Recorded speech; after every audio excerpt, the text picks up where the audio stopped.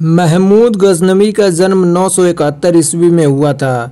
मात्र 27 साल की उम्र में महमूद गजनवी सिपह सालार बना था। ये वही महमूद गजनवी है जो भारत पर 1, 2 या 3 नहीं बल्कि लगातार 17 हमले किए थे। और हैरानी की बात यह है कि महमूद गजनवी को इन सारे हमलों में कामयाबी मिली थी। इन सभी हमलों में से जो सबसे ज़्यादा मशहूर हुआ वो हमला था गुजरात के सोमनाथ मंदिर का। और शायद इसी हमले की वजह से आज भी महमूद गजनवी पूरी दुनिया में हद से ज़्यादा मशहूर है। आज के दौर के ईरान, अफगानिस्तान, पाकिस्तान और उज़्बेकिस्तान जैसे देशों पर एक मुस्लिम सल्तनत कायम थी, जिस सल्तनत को सामानिद सल्तनत के नाम से जाना जाता था। इसी सामानिद सल्तनत का एक गवर्नर था सुबुक्तकीन, जिसके अंडर में गजनी का इलाका आया करता था। हेलो दोस्तों, आज का ये वीडियो बहुत इंटरेस्टिंग होने वाला है, लिहाजा वीडियो को अंत तक जरूर देखें। और अगर आप इस चैनल पर नए हो तो प्लीज़ चैनल को सब्सक्राइब जरूर कर दें। 976 ईस्वी में गजनवी सल्तनत की बुनियाद पड़ी।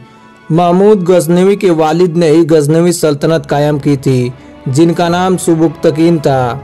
उस समय लाहौर का राजा जयपाल था, जिसकी हुकूमत लाहौर से लेकर काबुल तक थी, और काबुल के नीचे ही गजनवी सल्तनत थी जो सुबुक्तकीन ने अपनी हुकूमत कायम की थी। और जयपाल को गजनवी सल्तनत अच्छी नहीं लगती थी कि मेरे पड़ोस में, मेरे बगल में मुसलमान रियासत कैसे कायम हो रही है और फल फूल रही है। लिहाजा जयपाल की हुकूमत बड़ी पावरफुल थी और काफ़ी दिनों से ये लोग यहाँ हुकूमत कर रहे थे। राजा जयपाल ने न आओ देखा न ताओ देखा और गजनी पर चढ़ाई कर दिया।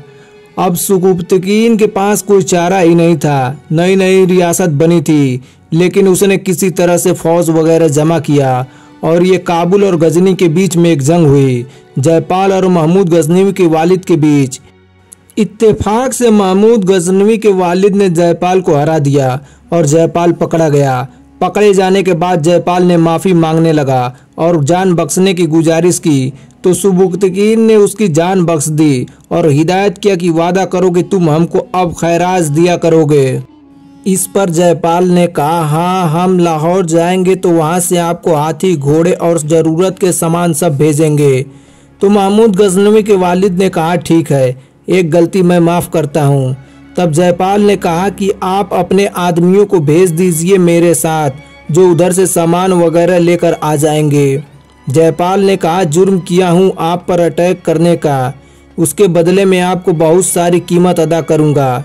जब ये जयपाल लाहौर पहुँचा तो वादा खिलाफी कर दिया, कहा कि मैं कुछ नहीं दूंगा, न सामान और न ही पैसा, और जिन लोगों को लेकर आया था उनको भी कैद करवा दिया। तब महमूद गजनवी के वालिद को बहुत गुस्सा आया, ये तो विश्वासघात हो गया।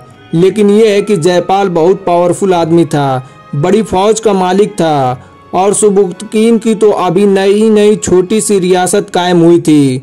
976 में इनकी रियासत गजनवी की हुकूमत कायम हुई थी और जयपाल ने 979 में गजनी पर हमला कर दिया, यानी 3 साल के बाद ही। तो सुबुक्तकीन को बहुत गुस्सा आया और उसने कहा कि हम इसका बदला जरूर लेंगे, और एक बड़ी फौज तैयार किया। और बड़ी फौज तैयार करने के बाद गजनी से पेशावर आ गया, और जयपाल भी एक बड़ी फौज लेकर आया। और जयपाल को मुसलमानों की ताकत का अंदाज़ा हो गया था, तो उसने पूरे हिंदुस्तान से खत वगैरह भेजकर एक बहुत बड़ी फौज इकट्ठा कर लिया था।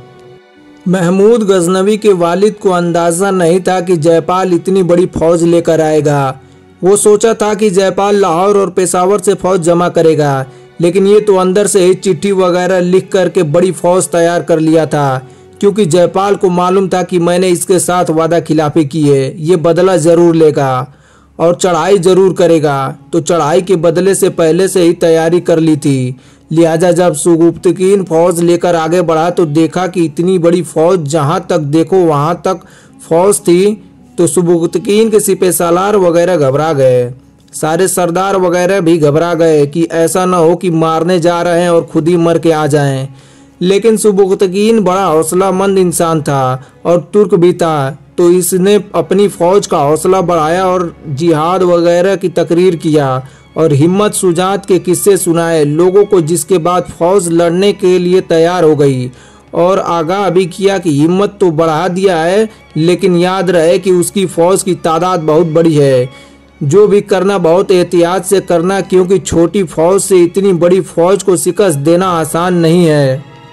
इसने फौज को 5-5 टुकड़ी में बांट दिया और कहा कि पहले हम डिफेंस करेंगे और सामने वाली फौज जब थक जाएगी तब हम हमला करेंगे। लिहाजा ऐसा ही हुआ और इस भीषण जंग में जयपाल की हार हुई और जयपाल वहां से भाग गया। इसके बाद सुबुक्तकीन ने काबुल और पेशावर फतेह कर लिया। सुबुक्तकीन के दौर में काबुल, पेशावर और लाहौर फतेह हो गया था। इसके कुछ दिनों के बाद ही सुबुक्तकीन का इंतकाल हो गया। 997 ईस्वी में इंतकाल हो गया। इनके 2 बेटे थे, एक का नाम महमूद और दूसरे का नाम इस्माइल था। सुबुक्तकीन सिपह सालार बनाकर गया था इस्माइल को, लेकिन महमूद टैलेंटेड था और उसने 1 साल में ही उसे हटा दिया और खुद गजनी सल्तनत का बादशाह बन गया। महमूद गजनवी ने भी जयपाल के साथ जंग जारी रखा और इसके बाद जो है इसने अटक के मुकाम पर जंग लड़ा और अटक में जयपाल की बुरी तरह शिकस्त हुई। 1001 ईस्वी में ये जंग हुई थी। यहाँ हारने के बाद जयपाल ने हिम्मत हार गया और अपनी सल्तनत अपने बेटे के हवाले कर दिया। लेकिन महमूद गजनवी को भारत की तरफ ज्यादा दिलचस्पी नहीं थी।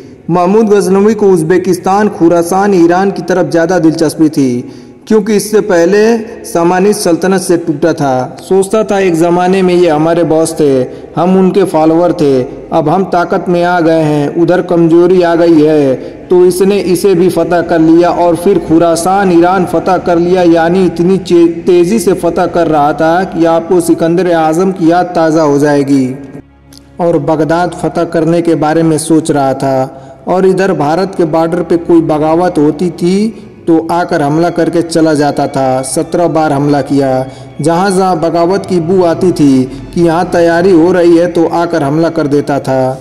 जब ये बगदाद की तरफ जाने लगा तब 2 साल पहले बुखार आना शुरू हो गया था इसे, लेकिन ये इतना बहादुर था कि बुखार की हालत में भी काम करता था। लास्ट टाइम में भी जब हालात नाजुक हो गया तो सोना गवारा नहीं करता था, काम काज जारी रखता था। लेकिन जब एकदम कुव्वते बाजू जवाब दे गई तब बिस्तर पे लेट गया और 1 हफ्ते के अंदर उसकी मौत हो गई। आप देख रहे थे YouTube चैनल आज़ाद तारीख।